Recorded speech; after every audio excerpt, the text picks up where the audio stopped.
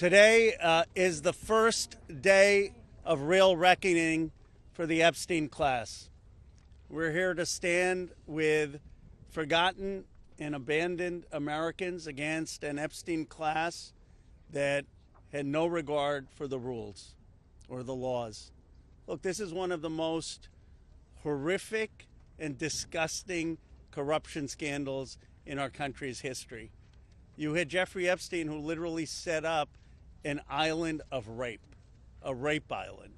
And you had rich and powerful men, some of the richest people in the world, who thought that they could hang out with bankers, buy off politicians, and abuse and rape America's girls with no consequence. Because survivors spoke up, because of their courage, the truth is finally going to come out. And when it comes out, this country is really going to have a moral reckoning. How did we allow this to happen? There should be no buildings named after people in this Epstein class. There should be no scholarships named after them. They shouldn't be enjoying the perks of being affiliated with corporations or universities or writing op-eds or being lionized.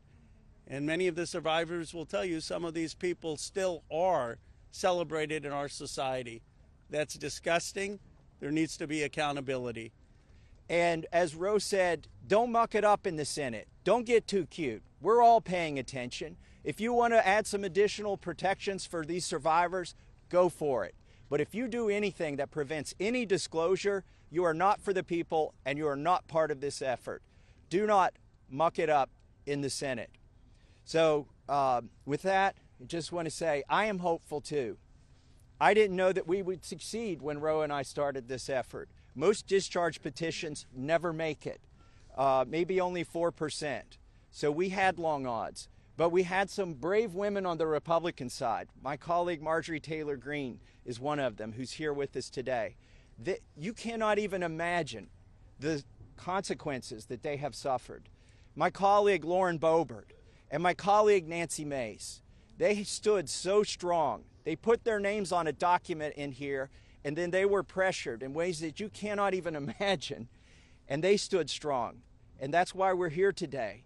And they didn't take us seriously over at the executive branch or in the Senate, because they always thought they could flip one of these women. They could convince them or cajole them or intimidate them into taking their names off of this petition.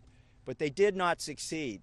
This is a victory for those women and women all over the country today, and I'm just glad to be a part of it.